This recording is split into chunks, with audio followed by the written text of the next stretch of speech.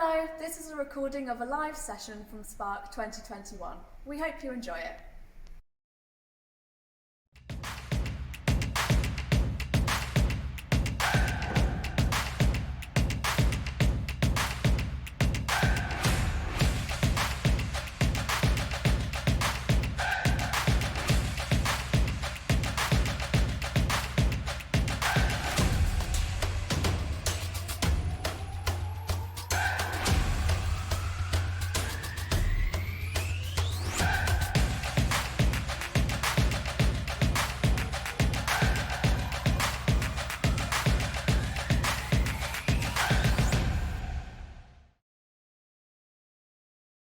Hello and welcome to this Spark session, which is called River Introduces 360 Video Training and Virtual Tours.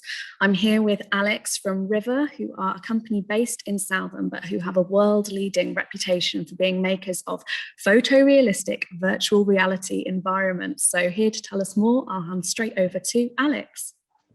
Thank you very much, Bronwyn. So I'll share my screen. And we'll get straight into it. So like Bronwyn said, we're kind of leading the way in virtual reality in the industry, but there is a section of virtual reality that I wanted to discuss and get everyone to get their heads around it, and it's 360 video. So what is 360 video? So 360 video, unlike 2D video, it captures everything around you. So it's not a case of that one lens will film in that square and that's all you see.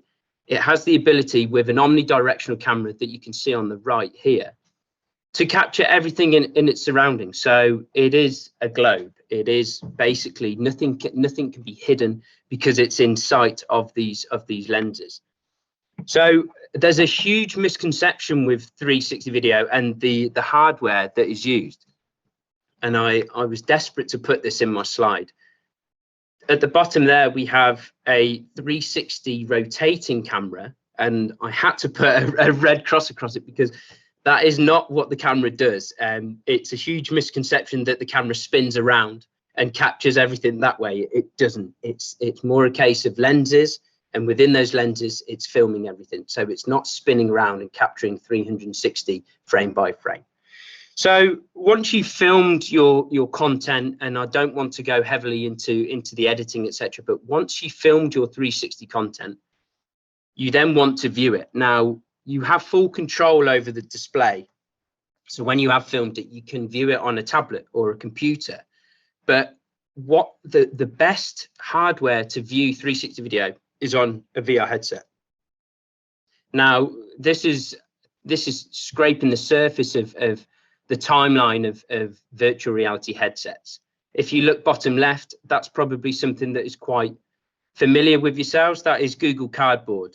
Very primitive, but very simple, but actually had quite a good, it had quite a good outlay. It was very popular and it was easily shipped out. But that was a case of putting your phone into the side and then viewing it through two lenses. Bottom right, we then start to evolve these VR headsets, and we have Samsung Gear VR. Same principle of putting a phone in, but this time it clips in and it's red. The videos are read from the phone into the headset. A few hurdles with that. Obviously, you need to have a Samsung phone, and it still wasn't the best, really. So front and center, the largest image, we have the Pico G2 4K. Now, this might sound like a bit of a gadget show style presentation, but I just wanted to show you the evolution of these VR headsets and where we're at currently. So this headset is 4K. It's all built in, so it basically has the processor built in. So what you're basically doing is you're loading the content onto that headset locally and then viewing it. A lot easier than putting a phone in, a lot more durable than cardboard, and a lot more universal because you don't need a specific phone like your Samsung Gear. So moving on, I said earlier there's two sections of virtual reality. Now in the industry they're called 3DoF and 6DoF. So your 3DoF is what I'm going to be discussing because this is 3 degrees of freedom. This is a passive experience. You are from a static position, but you still get a lot of the immersion and the emotion can still come through from your content. But it's a self-contained headset. You put it on like you saw in the slide before, you put it on, it's strapped, and away you go. But it'll only track your head movement. As you can see from the figure on the left, there's 3 axes. That's your degrees of freedom. If you look to your right, this is 6 degrees of freedom. Now, we do actually have a talk on Spark 21 on Thursday, looking at this section of virtual reality. So make sure that you are tuned in to that element with Alex Harvey doing that talk.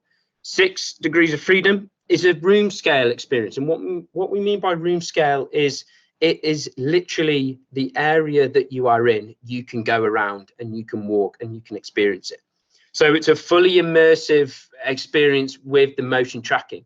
So the headset and all of your technology is picking up your movement. But it's also a more intuitive user experience. There's a lot more that you can do. You can pick items up, you can engage with it, you can jump from experience to experience. So that's your 2. And here at River, that's something that we like to get across quite early, is that virtual reality as an umbrella does stem down into 3 degrees of freedom and 6 degrees of freedom. So this, I will be talking about 3 degrees of freedom. Okay. So taking a side step from the hardware and the industry that is virtual reality, I just wanted to jump into training and education quickly. Now, I'm no expert in training and education. I don't have experience in teaching, but I do have experience in training and specifically in virtual reality. It's a huge part of my role at the moment. So when we deliver our virtual reality, I take the training because it is a new medium. Even though it's been around for years, it is still quite fresh. People might not still understand what it is. So within virtual reality, I'm looking at training and education. Now, have a look at the 2 images on my screen. Now, the one on the right, modern day classroom, the one on the left, not so modern. Obviously, the difference is the time that they were taken. They could be some 70, 80 years apart. But there's something glaringly obvious about the structure, the environment. And it is that it's still the same. We still have our classrooms where we sit, we take notes, we listen to the teacher at the front and we watch what's on the board. And then we will cross-reference that, or we will put it into our own words on our notes. We might have textbooks and exercise books, but it's still the same structure. Now, it obviously works because we wouldn't have done it for 200 odd years, but there are a few challenges to this. So what are these challenges? Now, I'm a bit longer in the tooth now, so I'm not one of these new age gamers, but these are some of the hurdles that I think teachers and facilitators might have when teaching the new breed that is coming through. So new technology is expected in teaching, training, education, etc. So the people that want to be taught are looking for this new technology and they're expecting it to be on their table. Now, as I said about gaming, this is a huge hobby and it's actually a profession now. So these gamers are aware of the technology, they're aware of computers, they're aware of virtual reality. And this is a bit of a challenge because anyone that wants to teach now, the generations coming up, a lot of them would have been gamers or at least had a go at it. Now, without going into the scientific element of it and the research, but we understand that attention spans now are shorter. Of course they are. They're going to be, especially when everyone has a smartphone now. The percentage of young people that have a smartphone is probably 99%. I'm guessing, but we can all assume that it will be. So their attention span's a lot shorter. So when they go into a training environment or they're in education, is that a challenge? I think it is a challenge because you've got to grab them. I think there was something interesting saying a video on social media, if it hasn't been viewed and enjoyed in the first 30 seconds, they're going on to the next video. Now, ironically, I've put death by PowerPoint here, which, yes, I am obviously doing a talk and I am showing you some slides, but this is still a method and a vehicle of delivery for training and education that has been used since the OHP days, and it's still being used now. And it is still the same process of sit there and look at the screen and take notes if you want. Now, I mentioned that a lot of young people have smartphones. The access to info is incredible. They can research anything, they can look up anything, and it can be, it obviously has a negative element to it, but as a positive, they're able to gain information, gain knowledge very, very quickly. And so as a challenge in training and education, if the person that you're training knows that they can look at what you're talking about in more detail in their own time, or under the desk or whatever, then I think that might be a challenge. So if we have these vehicles of deliveries of PowerPoints and the classroom, what new methods are there? Now, I started this slideshow with 360 video. So maybe 360 video is a new method for training and education. So let's just have a look at a few elements of 360 video and how it impacts the user. So you're 75% more likely to increase your knowledge retention through virtual reality than you are PowerPoint, which is a huge amount of knowledge retention. There's more focus because, like I showed you before, that headset is on your head. It's an insular experience. So you are concentrating. And with that focus and that concentration, you're going to get more emotion because you are completely immersed in it. And if it's contextual, by contextual, I mean relevant or your world, then your knowledge retention is going to be increased. Now, it's also accelerating the learning because we can go through several points of the module, etc., quicker, but still efficiently. So it does have that element of accelerated learning.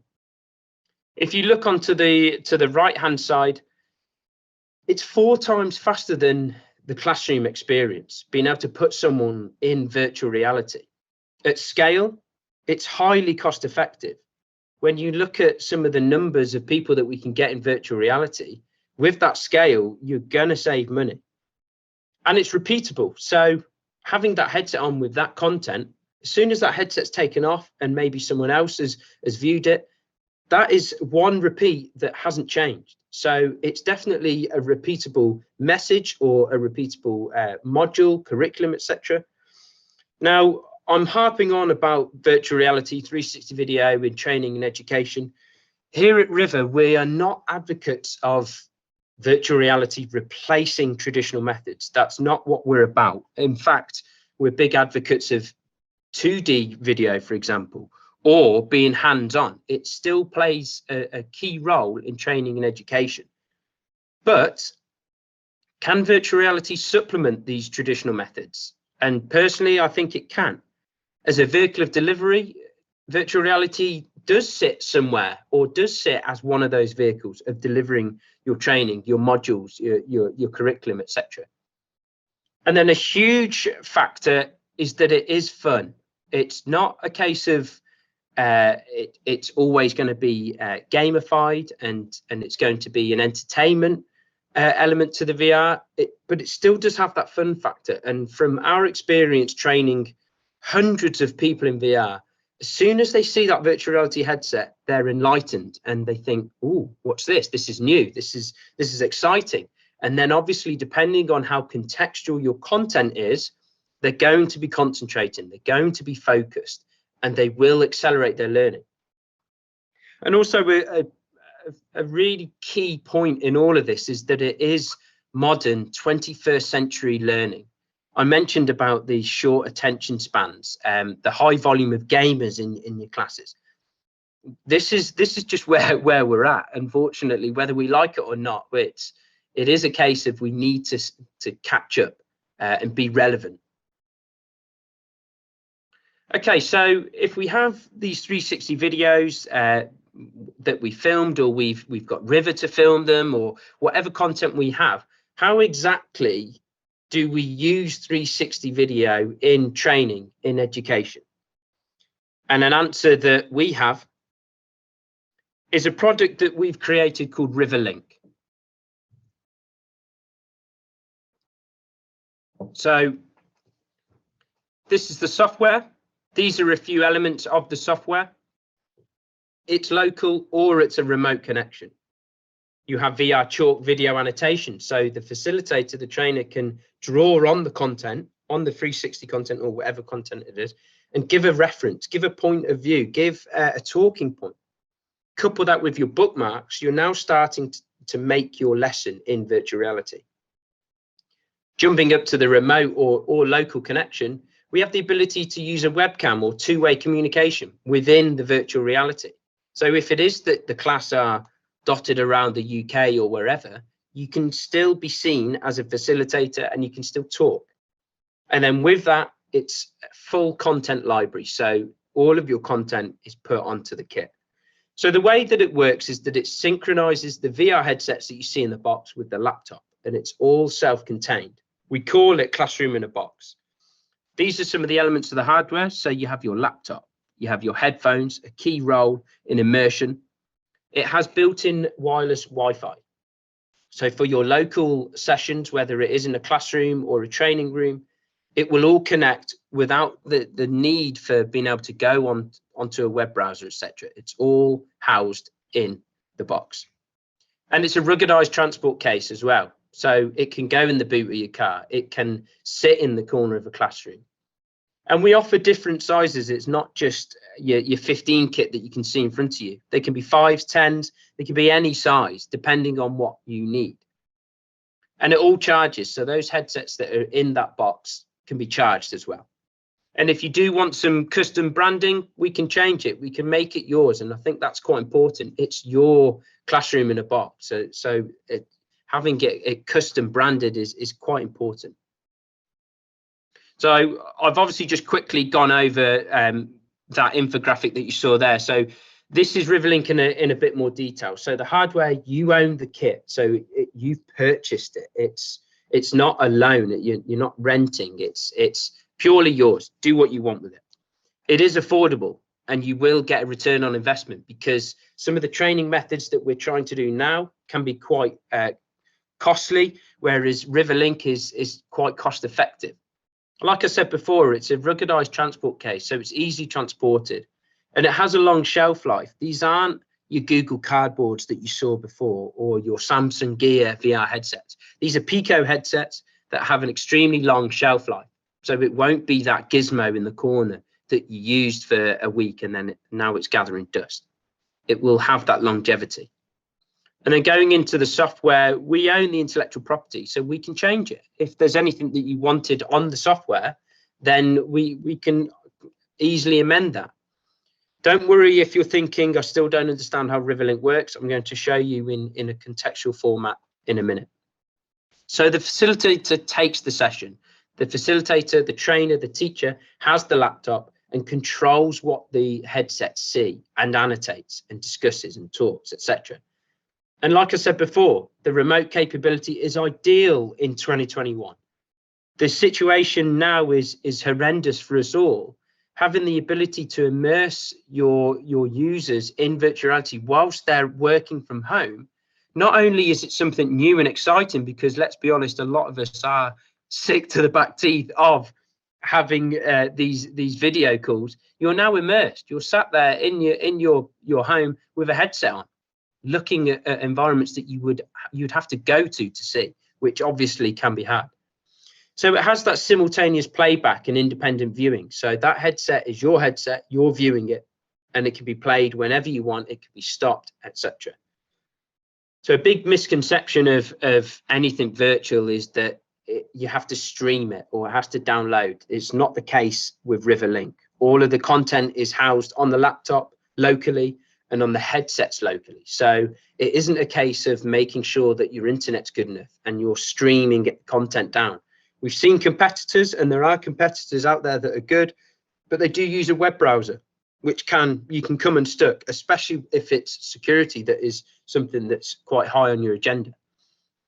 So you can upload your existing content in any format. So whether you have some photos or you've got CCTV footage or you have 360 video footage, upload it and it can play all of it. Okay, I'm going to quickly jump to a quick insight into Riverlink. So there I am there. I put the headset on my user.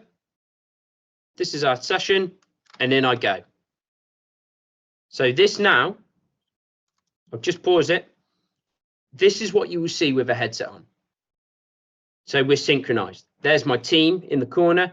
There's me, top left, as the webcam. There's my prompt if I wanted to talk. So this is our lecture theatre. So this is where we will all start the session. Fantastic for getting ready for your session, seeing who's in it, and also just having that emotive experience, because you can see your trainer, your facilitator.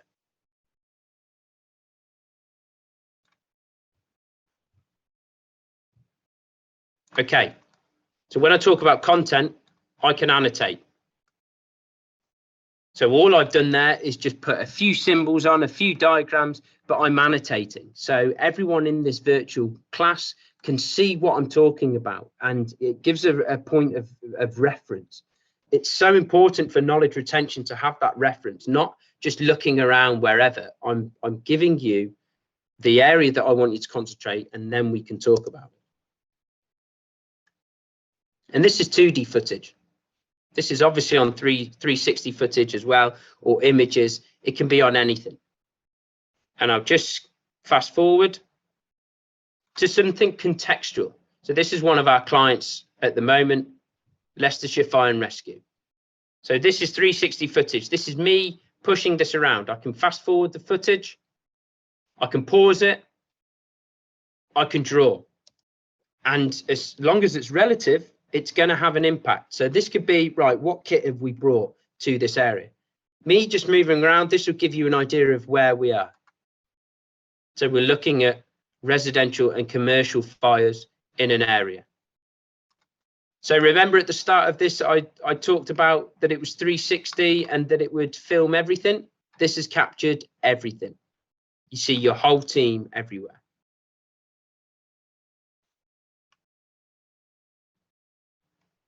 Okay, I'll come out of that and on to my next slide. So I've spoken about Riverlink, the hardware, the software. You've seen some relative footage there. That was Leicestershire Fire and Rescue. But who else is using Riverlink?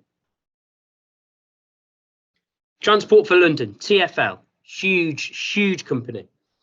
They're using Riverlink and virtual reality to push forward a project called Destination Zero, which Sadiq Khan wants there to be no deaths or injuries on a bus by 2030, which is a huge ask. But how are they looking at doing it? They're looking at doing it with virtual reality. So they can do their bus driver training. They can go through the processes. They can raise awareness. They can look at diversity and inclusion in virtual reality. But also they can touch on the empathy for other road users. And then we created a video for them called Cautionary Tale, which takes you through a bus driver's life and the hurdles that they have, the stresses, etc., and how this can affect your job. So there's a few screenshots. So the top one is from the 360 footage. So you're interviewed by the police because something went wrong. And so you relive that in virtual reality. The bottom, there's a few bus drivers off duty, obviously, that are going through the footage. So I'm going to be quite quick through these guys because I do have a few use cases. We then have Highways England. Now, Highways England are looking at using Riverlink for human resources, for leadership, management techniques, team dynamics, and again, diversity and inclusion. And these two images you see here are screenshots from the 360 footage.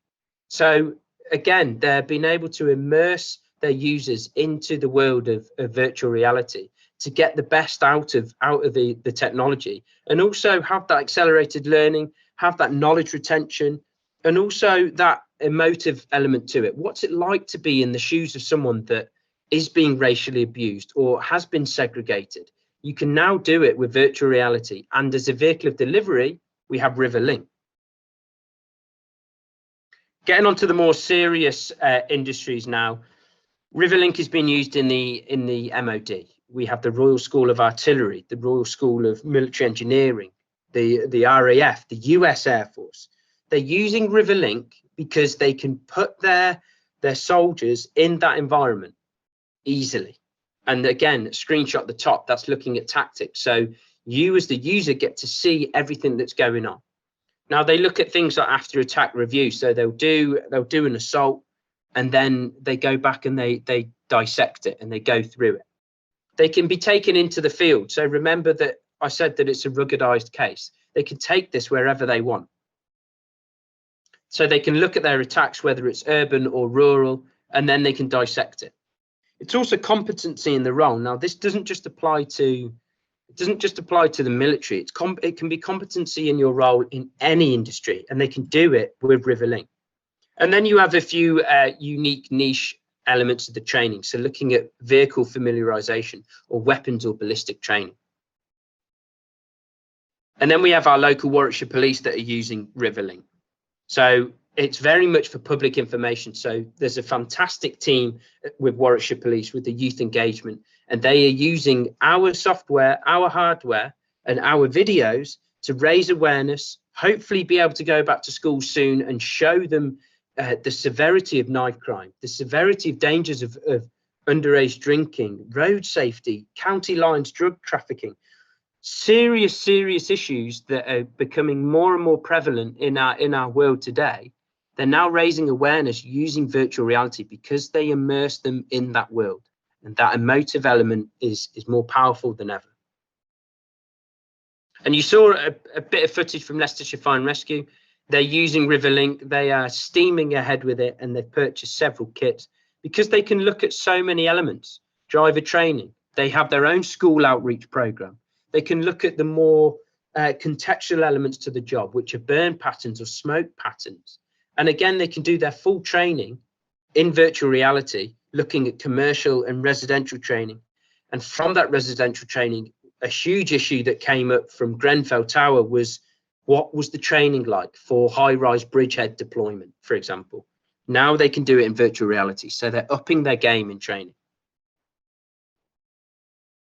Okay, so Riverlink can be, you can load any footage onto it. Now, here at River, we will obviously professionally produce the footage. But what's to stop yourself doing it? There isn't. Now, this is the shooting kit that we provide. So the top right, that is the kit. Nothing special about it. It can all be purchased from online, but we house it all together so that you have your kit and you can go out and film whenever you want, wherever you want.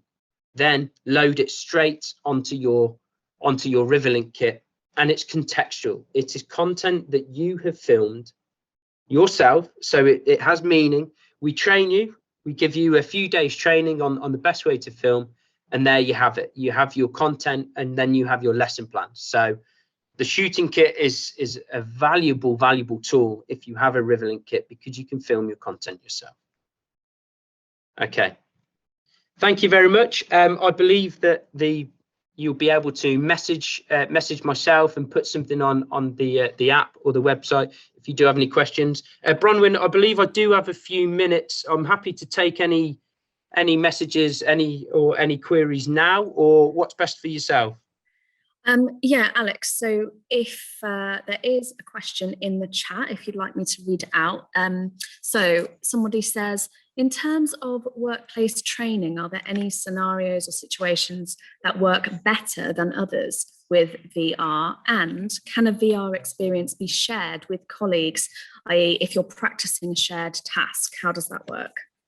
Good question. So in terms of workplace training, are there any scenarios, situations that work better than others with VR? Yes, there are, especially when you're looking at conflict resolution, you're looking at diversity and inclusion. Because you are there, you are immersed, it is almost yourself. So you become a being, you become an entity. So being able to view scenarios and situations like that in virtual reality is, I would say, definitely better in virtual reality. But like I said, it can be a supplement.